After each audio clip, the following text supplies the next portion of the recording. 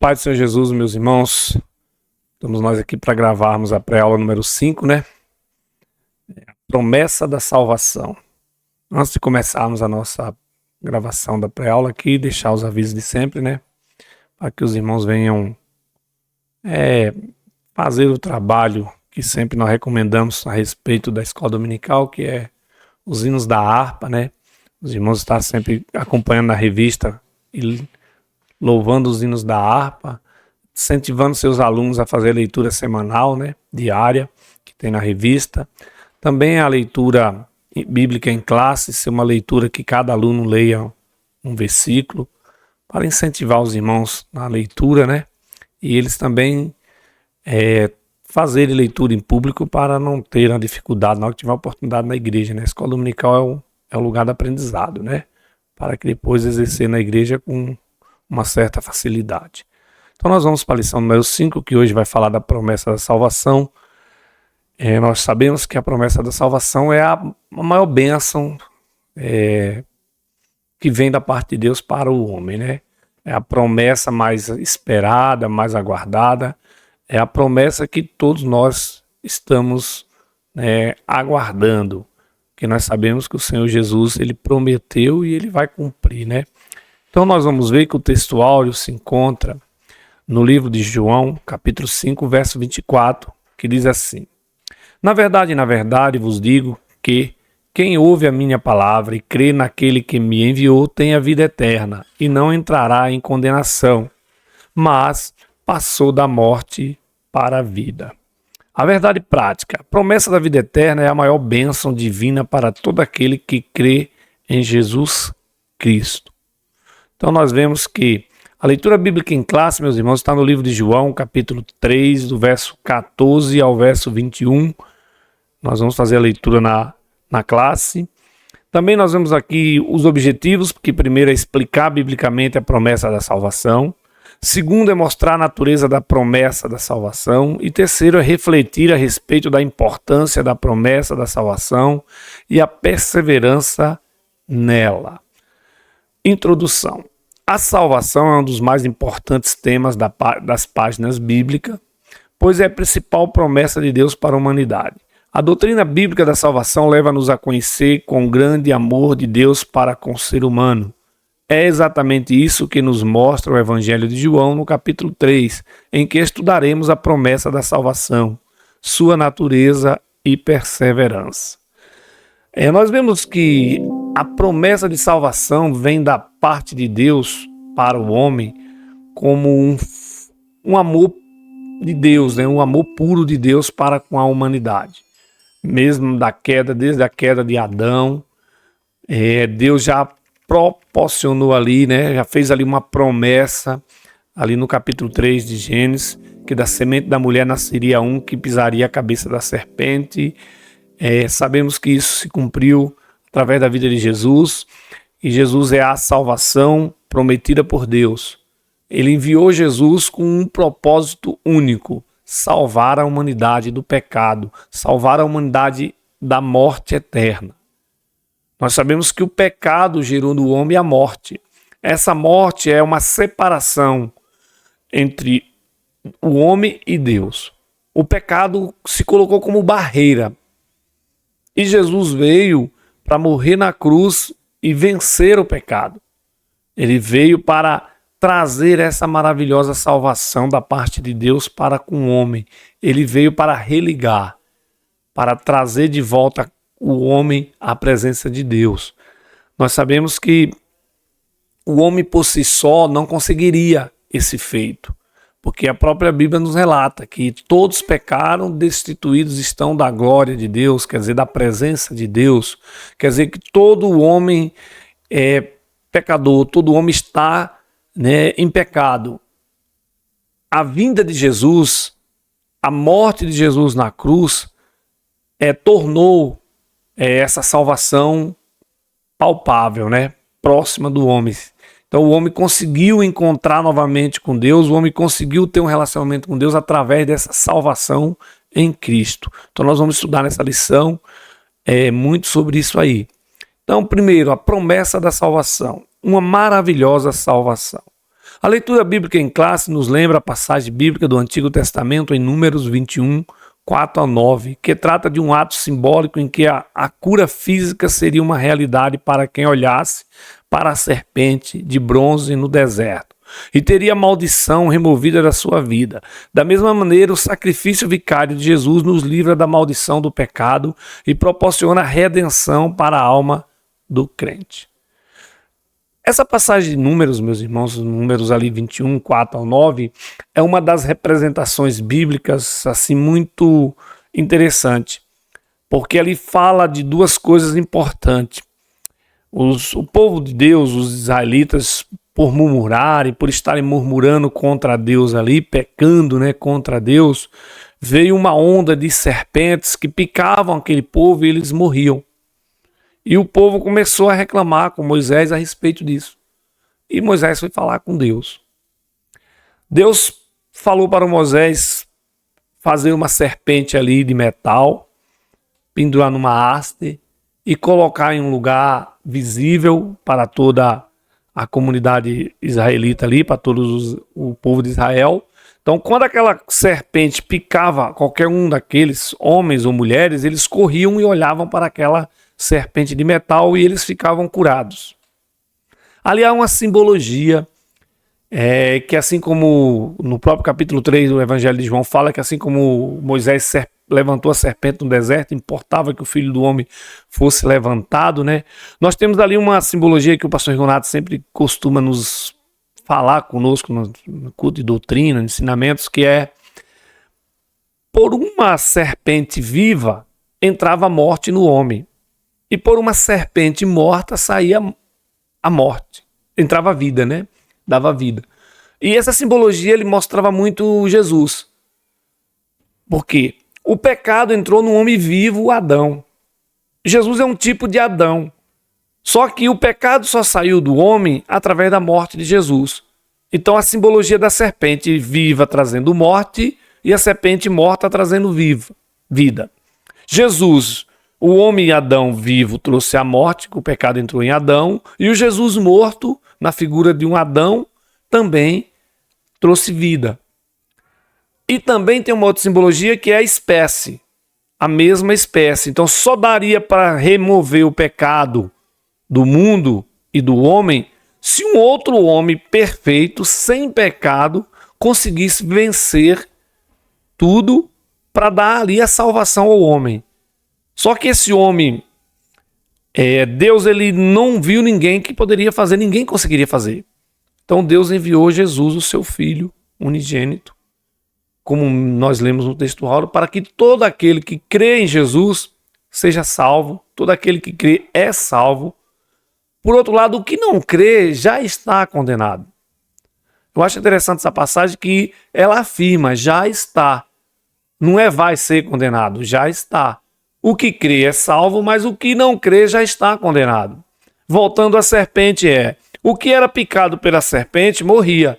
Mas quando ele olhava para a serpente morta lá para a haste, ele tinha vida. Então quer dizer, ele tinha que olhar para aquela serpente para receber dali o livramento, a salvação da morte. Então era muito isso. O capítulo 3 fala de Jesus vindo como esse Salvador. Jesus foi levantado numa cruz, então, para que o mundo visse que ele estava vencendo o pecado, que através dele houve salvação para o homem. Através dele veio a salvação da parte de Deus. Porque nós sabemos que a salvação foi proporcionada por Deus, 100% proporcionada por Deus. Mas ela só é consumada a partir do momento que o homem faz a sua parte. E qual é a parte do homem? Lá no deserto, a parte deles era olhar para a serpente. A parte do homem hoje é crer em Jesus. É olhar para o sacrifício de Cristo na cruz e crer. Se o homem não crer, irmãos, esquece, não tem salvação. Mesmo Deus querendo que o homem se salve, mas se o homem não fizer a parte dele, que é crer, como eu gosto também de falar, é a corda que Deus jogou para que o homem grudasse nessa corda. A corda ficar pendurada lá e o homem não grudar nela, ele não é salvo. Mas se o homem perceber que a corda da salvação está ali próximo dele, por mais que ele esteja no fundo do poço, por mais que seja o lamaçal de pecado, Jesus vai conseguir resgatá-lo a partir do momento que ele crê e segurar na corda da salvação. E essa salvação é Jesus. O próprio Jesus é o caminho, a verdade e a vida. Então essa maravilhosa salvação proporcionada por Deus foi gratuita. Para o homem é de graça. O homem recebe de graça. Mas Jesus pagou um preço. Nós vamos ver no tópico a seguir que a obra da salvação, o Evangelho de João nos mostra que a salvação é uma providência de Deus para salvar o ser humano de uma condenação eterna. No sentido geral, a palavra salvação, que vem do grego sotéria, significa livramento de perigo, da ameaça. Dessa maneira, a salvação propriamente dita tem a ver com os que recebem a Cristo como seu suficiente Salvador. Quando isso acontece, somos libertos do poder do pecado e da condenação eterna.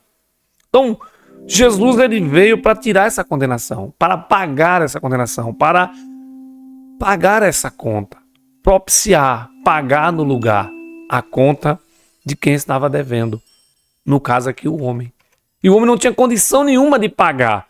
A própria Bíblia nos diz que todas as riquezas se esgotariam, mas não compraria a salvação.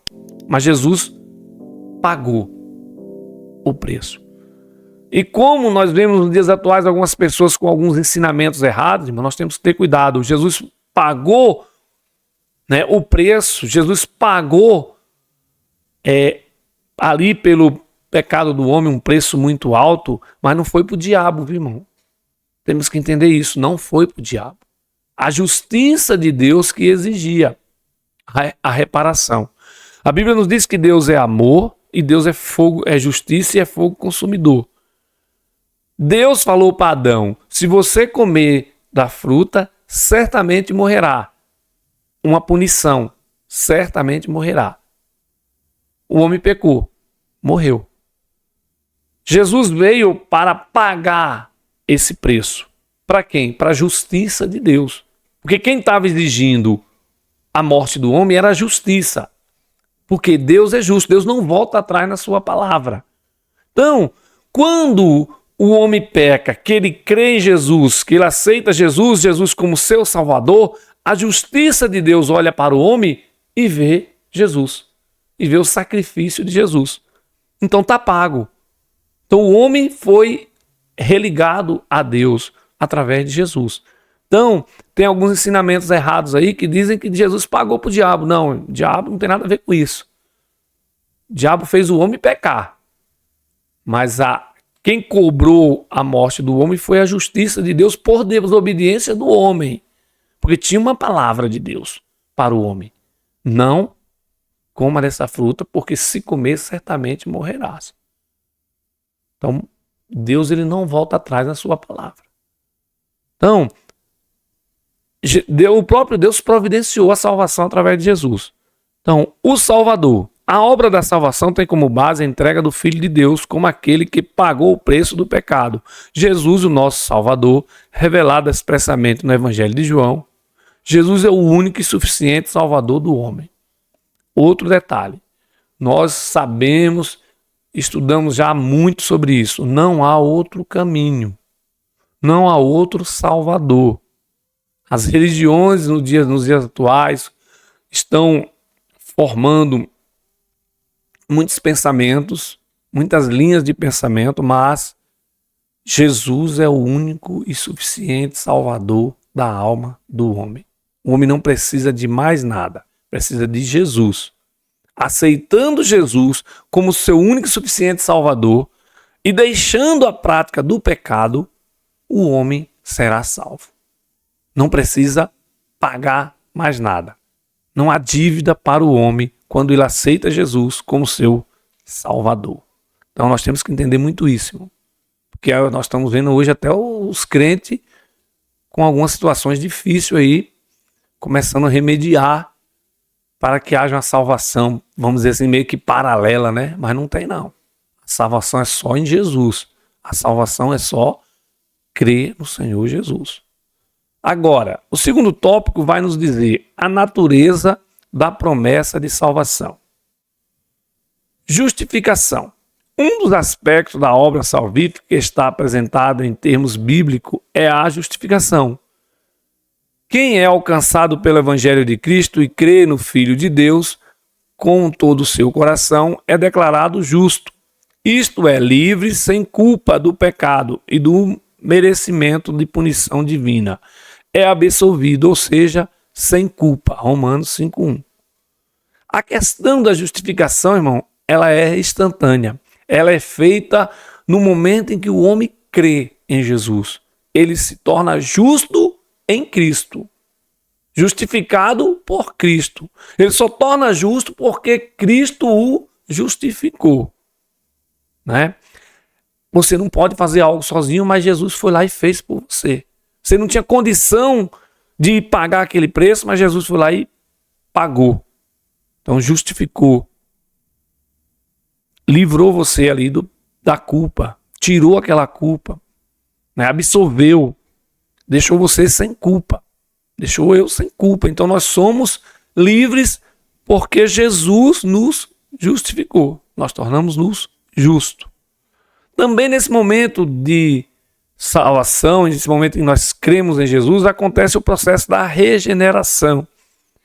Para que a obra de salvação apresentada no Evangelho de João 3 seja manifesta da vida de uma pessoa, ela tem que nascer de novo, ou seja, ser regenerado de dentro para fora. Essa obra é feita diretamente pelo Espírito Santo. Processo de regeneração, irmão, também é um processo que precisa sim, partir de dentro do homem para fora.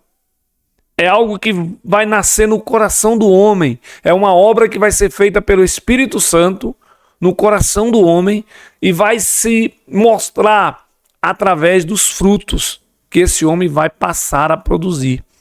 Frutos dignos de arrependimento. O próprio Jesus falou para Nicodemos: se você não nascer da água e do Espírito, você não vai ver o reino de Deus. Você tem que nascer de novo. Você tem que mudar todo esse sistema religioso que você tem dentro de você. Você tem que mudar tudo que está dentro de você. Tem que ser regenerado. Quer dizer, gerado de novo. Algo que foi gerado, mas estava com um processo de defeituoso que vai ser regenerado. Vai tornar-se novo, diferente. Vai mostrar que houve mudança. E isso acontece, não é de fora para dentro, é de dentro para fora. As pessoas vão perceber através das suas obras, dos seus frutos de arrependimento que você mostrar, que eu mostrar. A santificação é um aspecto da salvação com o resultado do sacrifício de Cristo na cruz. Essa santificação é feita em duas etapas. Primeiro, a santificação posicional, ou seja, imediatamente e genuína, a conversão do homem. A segunda é a santificação progressiva, que alcançamos por meio do relacionamento com Cristo. Então, esse negócio da santificação é interessante, irmãos. A gente vem do mundo cheio de pecado, cheio de tudo. Aceitamos Jesus.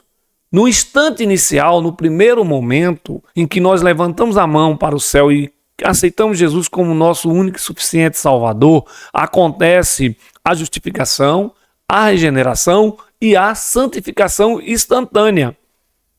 Por quê? É uma santificação posicional. Eu mudei de posição. Até um momento atrás eu era um pecador compulsivo. O pecado me dominava. Eu aceitei Jesus. Nesse instante aconteceu o processo da justificação, da regeneração e da santificação. Fui santificado em Cristo.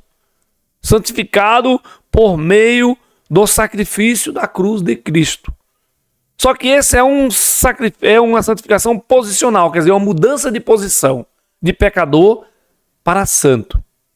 Só que com o passar dos dias e do tempo, vem a santificação progressiva, que nós temos que buscar mediante um relacionamento com Cristo, um relacionamento com Deus, através da sua palavra. Esse relacionamento com Cristo, essa aproximação para com Deus da parte do homem, vai gerar no homem mudanças exteriores. E essas mudanças vão mostrar que o homem está num caminho de santificação. E se nós voltarmos lá para o tabernáculo, nós vamos ver que todos os utensílios do tabernáculo, eles tinham uma medida. Deus deu medida para todos os utensílios, menos para a pia de cobre. Por quê? A pia de cobre era a pia da santificação, era onde os sacerdotes lavavam-se antes de entrar para o sacrifício. E aquela pia não tinha uma medida. No tempo, possa ser que quem fez a pia, mandado por Deus, quem lavou as mãos naquela pia, nunca se perguntou por que aquilo não tinha medida exata. Hoje nós podemos entender que é porque a santificação do homem, ela não tem medida. Não dá para ter uma quantidade, fala assim, é X% de santificação. Por quê? Porque ela é progressiva, ela é diária e progressiva e constante. Só que isso é feito mediante um relacionamento muito próximo de Deus. Através da palavra, através de obediência a Deus. Então essa questão de santificação é muito importante, irmão. O próprio Deus diz isso, sede santos porque eu, Senhor, seu Deus, sou santo. Deus ele não se relaciona com o pecador. Ele tem misericórdia do pecador, ele pode até falar com o pecador, ele pode até ouvir o pecador, mas ele não tem um relacionamento íntimo, próximo. O homem não consegue, na condição de pecador, ter um relacionamento com Cristo.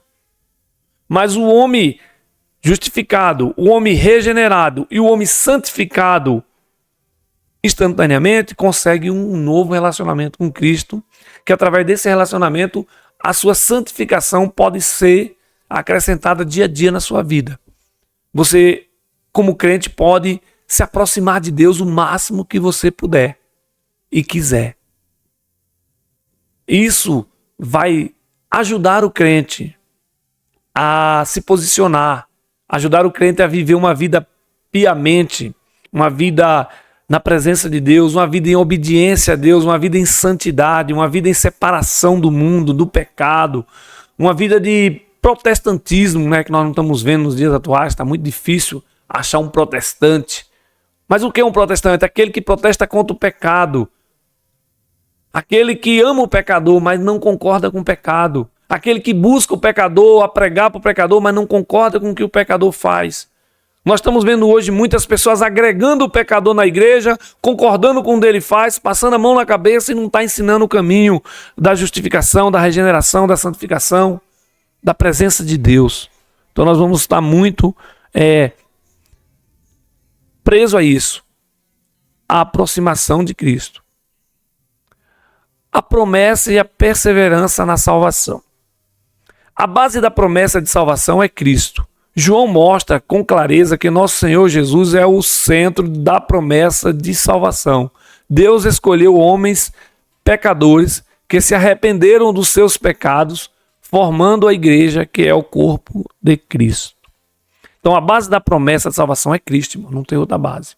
O interessante é que às vezes nós ficamos nos perguntando, mas como homens pecadores, homens maus, se convertem, depois dizem que é santo, depois dizem que é a igreja de Cristo.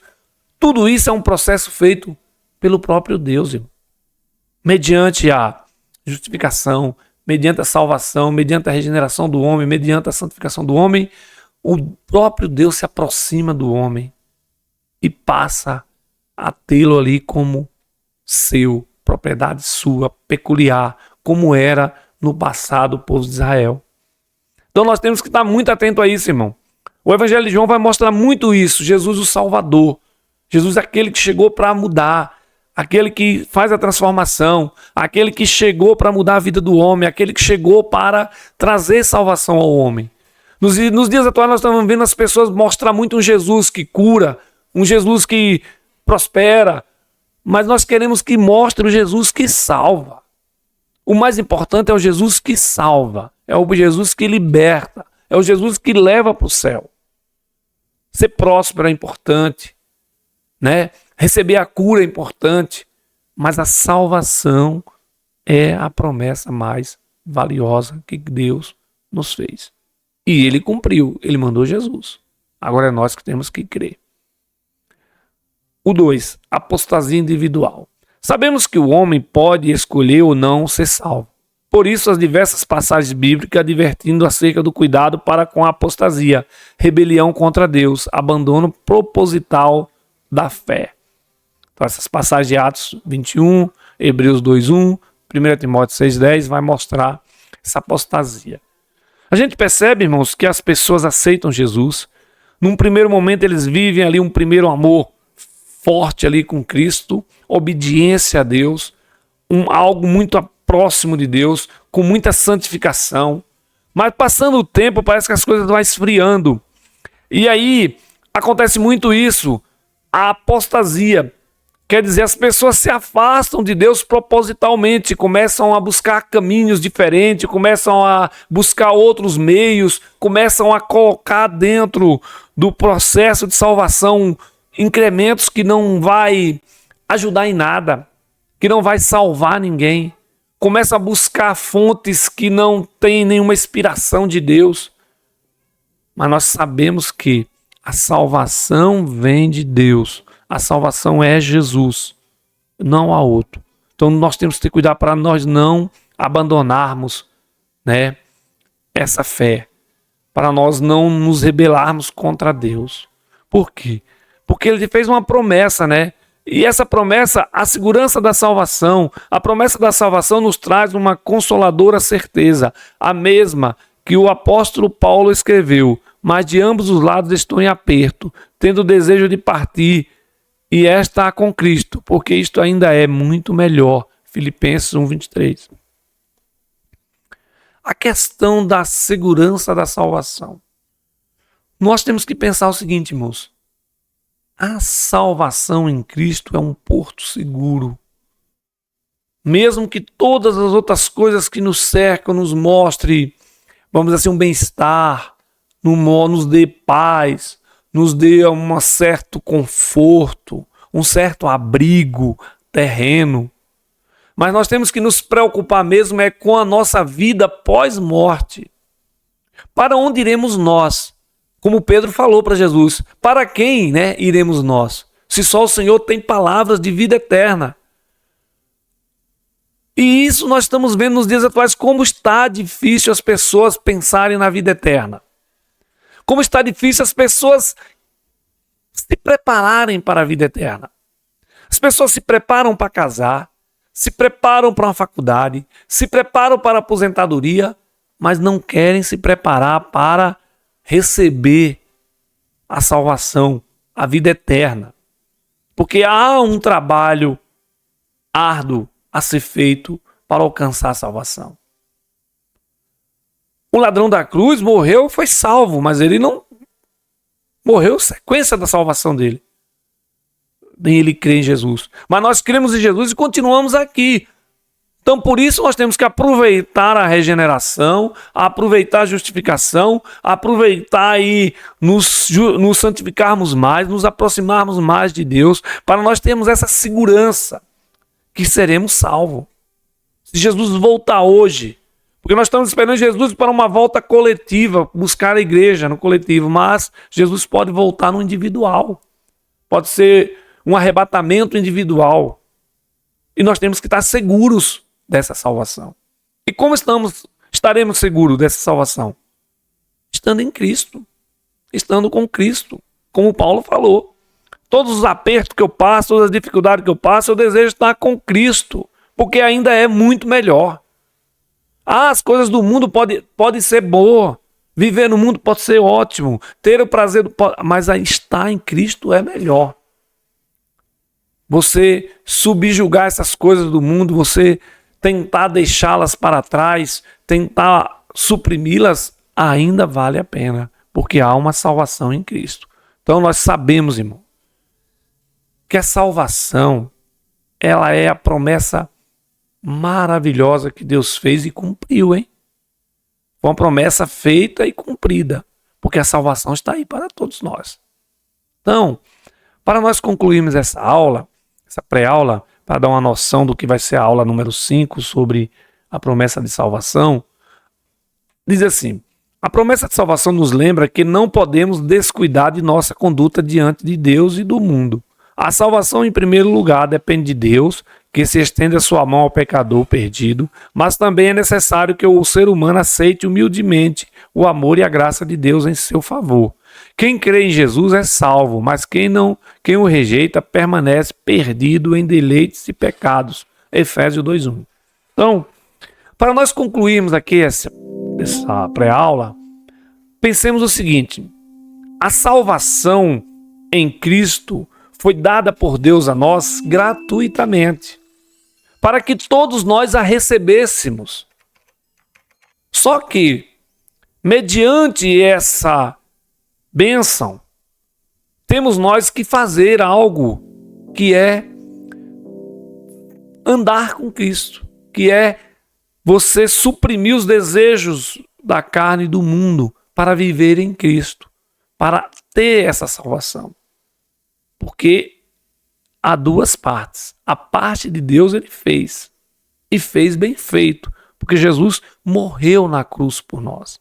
Agora, a parte do homem, que é a mais fácil, o homem não está fazendo bem feito.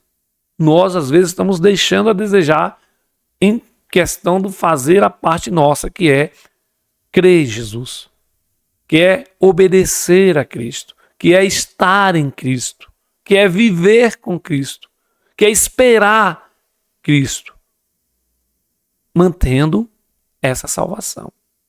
Porque essa salvação é simbolizada em Cristo, na morte de cruz, na cruz do Calvário, mas ela é traduzida ao homem, trazida, melhor dizendo, ao homem, para que o homem possa recebê-la e ao mesmo tempo mostrar que é um salvo em Cristo através de suas obras, através do seu viver, através do seu testemunho. Então pense nisso. Temos nós testemunhado de Cristo? Temos nós mostrado a salvação em Cristo através do nosso testemunho? Temos nós mostrado que somos salvos em Cristo? Porque os frutos diz quem é a árvore. A árvore boa dá fruto bom. A árvore má, ruim, dá fruto ruim. E pode ter certeza que nenhuma árvore vai dar um fruto que ela não queira dar. Então, o que eu quero dizer com isso? O homem produz o fruto conforme ele quer. Se ele quer pecado, ele produz pecado. Se ele quer salvação, ele produz frutos dignos de arrependimento para a salvação. Testemunho, vida com Deus. Então pense bem nisso. Você é o responsável pela sua salvação. Eu costumo dizer, Deus proporcionou a salvação ao homem, mas não se responsabiliza de ficar guardando a sua salvação, não. Ele já entregou na sua mão. É um bem seu agora. Quem cuida é eu. Quem cuida é você. Se nós não cuidarmos da nossa salvação, nós é que vamos perder. Porque Deus ele vai continuar nos amando, vai continuar proporcionando a salvação, mas eu que não estou querendo, eu que não estou guardando devidamente aquilo que Deus proporcionou para mim. Então pense nisso. Que nós possamos passar aos nossos alunos na sala de aula essa convicção, dessa bênção da salvação em Cristo. E mostrar todo um contexto que nós estamos vivendo hoje de uma guerra para destruir, né, essa imagem, essa, né, a presença de Jesus como Salvador. Estão querendo colocar Jesus em segundo plano, querendo colocar Jesus como um plano alternativo. Não, ele é o único plano de salvação. Ele é o único Salvador. Então temos que desmistificar isso que estão tentando hoje ensinar nas igrejas.